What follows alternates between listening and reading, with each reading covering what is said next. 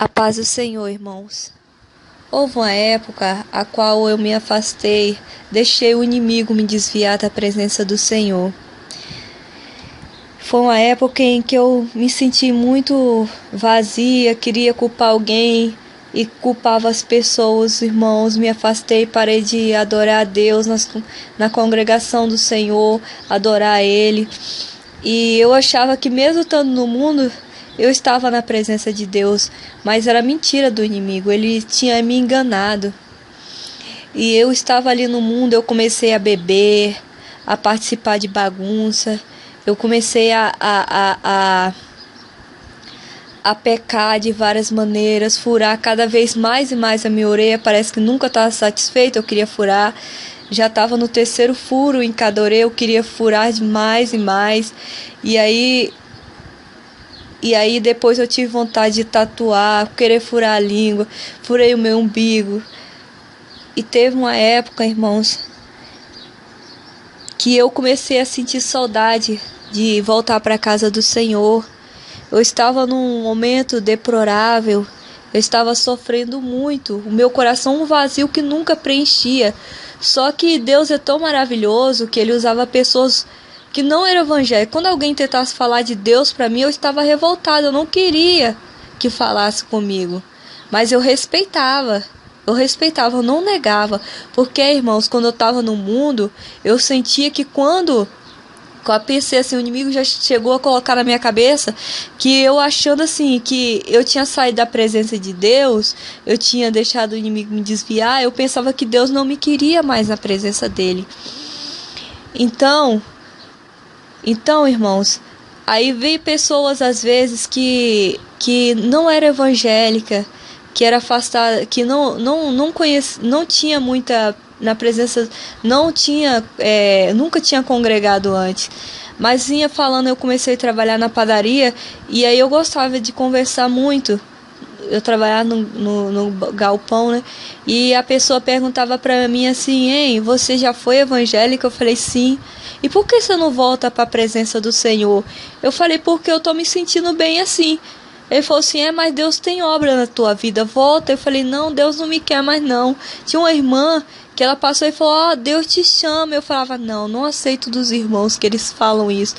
E aí eu comecei a sentir a presença do Senhor. Eu falei: não, Ele nunca me deixou. Eu comecei, mas mesmo assim o meu coração endurecido, o inimigo soprava na minha mente e dizia: por que você saiu então?" Irmãos, e aí eu comecei a visitar a igreja. Comecei, de vez em quando, ia visitar uma igreja, visitava outra, ia visitando assim ministérios diferentes. E todos eles eu sentia a presença de Deus. E todos que eu visitei, irmãos, eu saía dali com a mensagem, né? Que Deus tinha falado comigo. Então eu ficava muito feliz. Eu chegava, Deus falou comigo. Ainda aquela fé, graças a Deus, aquela fé que tinha, que Deus estava renovando em meu coração, me trazia uma alegria. Mas mesmo assim eu não queria voltar. Eu não queria largar ainda as coisas. Eu não queria largar as coisas do mundo. Eu achava que sem elas, sem aquele furo no umbigo, eu ia ser mais infeliz. Eu tratava aquele furo no umbigo como se fosse sei lá, um mascote, alguma coisa assim. E eu achava assim, para preencher o vazio que estava dentro de mim, né? Então, nisso, quando eu estava em casa, quando meu marido voltou para casa, para a presença do Senhor, estava em casa, irmãos, eu sonhei que eu tinha morrido e eu estava num pátio, um pátio muito grande, e lá eu tinha visto todas as pessoas que tinham morrido. E eu olhava uma grande fila, e eu falei: vem cá, o que eu estou fazendo aqui? Aí a mulher falou: você não sabe? Nós morremos. Eu falei: nós morremos? Eu falei: mas por que eu não estou ainda no inferno? Porque do jeito que eu morri era para mim estar no inferno. Ele falou: não, ainda não é hora do julgamento ainda. Eu falei: nossa. E aí eu tentava chorar, irmãos, e a minha lágrima não saía, como alma não tinha lágrima. E eu tentava chorar, eu sentia o choro dentro de mim, mas as lágrimas não caía. E lá estava também o meu esposo, e eu falava, e agora? Quem vai pregar por meus filhos? Eu pedi a alguém, tentava chorar, eu falava, não, deixa, eu quero arrumar uma maneira para me voltar e falar para as pessoas que tiverem com meus filhos, falarem para eles, levarem os meus filhos para a igreja, levar eles para ouvir a palavra de Deus, porque no lugar que eu tô, eu não quero que eles vá. Porque eu sabia que eu não ia para o céu, da forma que eu estava, eu não ia. Então, irmãos, naquela hora, e aí eu vi uma pessoa que já tinha morrido realmente na vida real, que eu conhecia, e lá ela estava com a cabeça baixa, e ela já estava conformada com aquilo. Ela falava, aí eu falei assim, e você tem uma filha, né? Ela falou assim, e você não vai? Ela falou, não tem como eu avisar para levar minha filha para a presença de Deus. E eu, nesse sonho, irmãos, eu acordei muito assustada. E eu falei, não, eu entendi que aquilo ali era Deus que estava me chamando. Eu entendi na mesma da hora. Porque eu queria um sinal. E Deus estava me dando um sinal. E eu falei, Senhor, eu quero voltar para a tua presença, me dá força. Eu não consigo voltar. Eu comecei, irmãos, aceitei Jesus. Voltei, reconciliei em um ministério a qual não permitia usar brincos, usar bermuda, usar pince.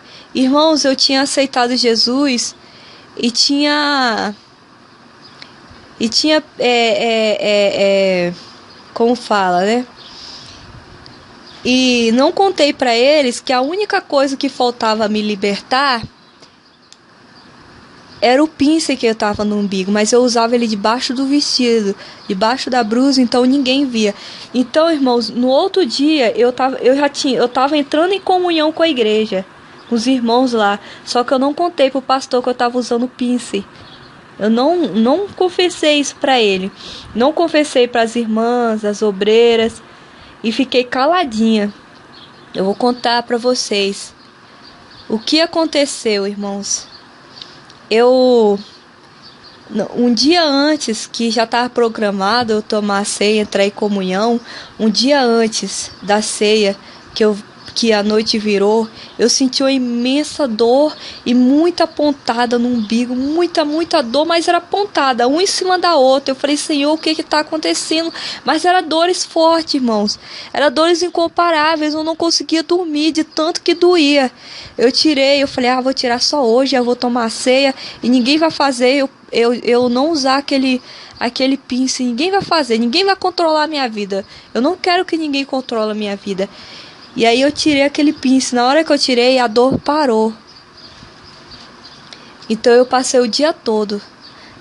Passei e dormi a noite todinha, irmãos.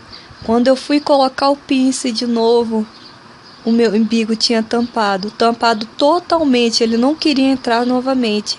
E eu falei, Senhor, será possível isso?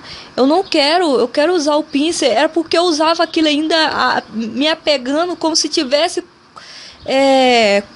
preenchendo algum vazio meu, mas Deus não queria. E quando eu tentava colocar, eu chorei tanto porque eu não consegui colocar aquele pince, porque o meu umbigo, eu falei, mas eu não vou furar de novo, eu não quero passar pelaquela dor de novo. Então o pince não encaixou mais e cheguei à noite, eu tomei a ceia. Depois eu entendi que aquilo ali não ia preencher, era Deus. Eu sabia que tudo acontecia para o bem daqueles que amam a Deus. Tudo que acontece é para o bem daqueles que amam a Deus. E eu falei, olha, se o negócio é eu ir para a igreja, eu pensei na minha cabeça, se o negócio é eu ir para a igreja, aceitar Jesus, eu já estou salva, eu não quero mais fazer obra. Mas aí, se eu não fazer nada na igreja, não cantar e não louvar, eu vou fazer isso, eu vou sentar lá, acabou o culto, eu vou embora, e eu já estou salva. Eu pensei assim, né? Eu falei, não vou fazer obra e tal. Então, irmãos, eu ia igual um robô vazia, ia para a igreja, né? E chegava lá, eu sentava e esperava o culto acabar e ir embora. Aí Deus começava a me dar sonho, que aquilo ali Não era suficiente, eu tinha que me entregar de verdade para Ele. Eu não estava me entregando de verdade. E aí, irmãos, eu arrumei uma irmã em Cristo, uma colega que eu conversava muito. Quando eu voltei para Jesus, comecei a falar com ela. Ela também aceitou Jesus. Nós duas começamos. E eu com aquele vazio, né, irmãos? De sempre não querendo me entregar de verdade. Aí teve um dia, comecei a ver testemunhos de arrebatamento, testemunho no YouTube, né? De arrebatamento, testemunho de libertação, muitos testemunhos bonitos que foram enchendo a minha alma mais. Aí, irmãos, eu chamei a minha colega. Nós ficamos conversando até tarde, eu estava na casa dela, eu falei, olha, vamos fazer uma oração na minha casa? Eu falei, vamos. Ela foi. Eu fechei a porta, irmãos, era meia-noite. Eu fechei a porta da minha casa. Fechei tudo e chamei a minha amiga para orar. Dobrei meu joelho pela primeira vez que eu fiz uma oração de verdade. Uma oração mesmo, pedindo a Deus para mudar a situação da minha vida, para me libertar por completo. Que naquela hora eu falei, eu quero voltar ao primeiro amor. Naquela época eu pedi ao Senhor, eu quero voltar ao primeiro amor, não quero continuar assim. Quando eu comecei a receber essa virtude, irmãos, quando eu comecei a orar, eu nunca vi manifestação maligna tão grande, irmãos. Na época eu morava num barraco, numa casa, e essa casa começou a tremer, irmãos. O chão, eu e minha colega começou a gritar. Eu nunca vi aquilo, a asternite, irmão. Ela tremia, ela subia e descia, balançava como se estivesse estrondando mesmo.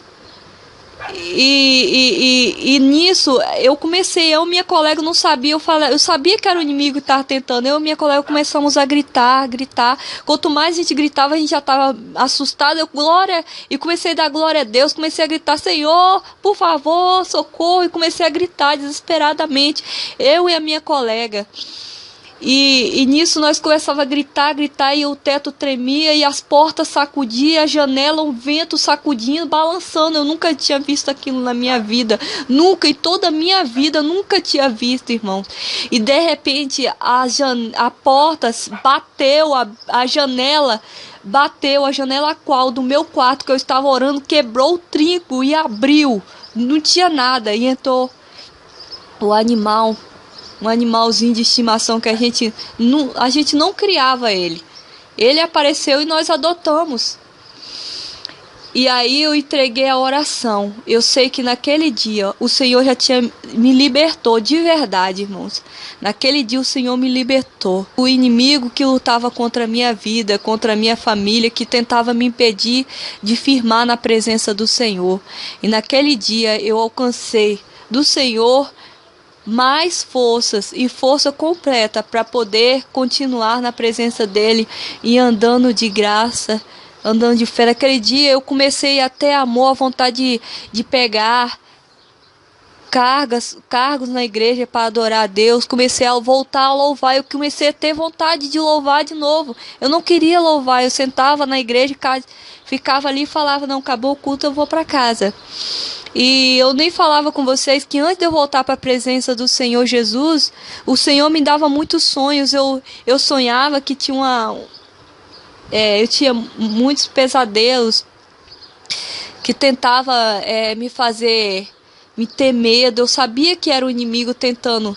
Eu falei, Senhor, eu não quero morrer sem ti, Senhor. Eu quero voltar para a tua presença. Só que eu não tinha força. Então o Senhor começou a me dar força. E hoje em dia eu sou muito grata por ter voltado para a presença do Senhor. Sou muito feliz. E sou muito, muito feliz mesmo. Para a honra e glória do Senhor Jesus. Daí em diante eu comecei a participar de grupos da igreja. Comecei a pegar a igreja para limpar. Né? Que a obra, às vezes, irmãos, não é estar sempre com o microfone na mão. Às vezes você trazer uma flor para colocar no altar, você ofertar uma flor, um buquê de flores.